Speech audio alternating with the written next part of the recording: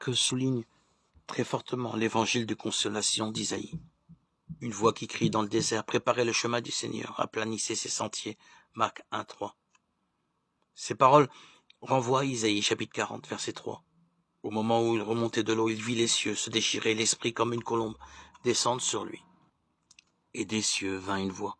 Tu es mon fils bien-aimé, tu as toute ma faveur. Marc 1, 10, 11. Ces versets évoquent Isaïe chapitre 42, 1 et 63, 19.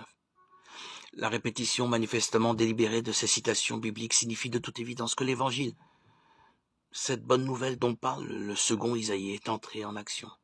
Le renouvellement eschatologique des merveilles de l'Exode commence.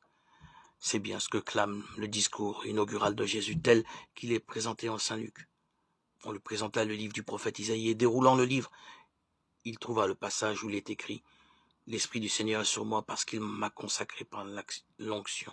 Il m'a envoyé porter la bonne nouvelle aux pauvres, annoncer aux captifs la délivrance et aux aveugles le retour à la vue, rendre la liberté aux opprimés, proclamer une année de grâce du Seigneur. » Il replia le livre, le rendit aux servants et s'assit. Tous dans la synagogue avaient les yeux fixés sur lui. Alors il se mit à leur dire « Aujourd'hui s'accomplit à vos oreilles ce passage de l'Écriture. » Luc 4, 18, 21. C'est à la joie de ce même message de consolation. Isaïe 61, 1, 3, 49. Isaïe 13, 55, 1, 2. Que fait allusion le discours inaugural des béatitudes. Bienheureux les pauvres en esprit, car le royaume des cieux est à eux. Matthieu 5, 3.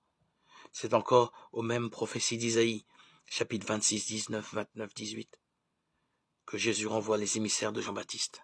Allez rapporter à Jean ce que vous entendez et voyez. Les aveugles voient, les boiteux marchent, les lépreux sont guéris, les sourds entendent, les morts ressuscitent, et la bonne nouvelle est annoncée aux pauvres. Matthieu 11, 4, 6, Luc 7, 22. La parole de Jésus ne se contente pas d'évoquer le message de consolation d'Isaïe. Elle insinue aussi que nous sommes en présence de la réalisation des grandes prophéties de Daniel. Derrière la formule « Les temps sont accomplis et le royaume de Dieu est proche » Marc 1, 15. Se profile la grande vision du royaume promis aux saints. Le temps arrive et les saints posséderont le royaume. Daniel 7, 22. Les béatitudes font penser au même mystère.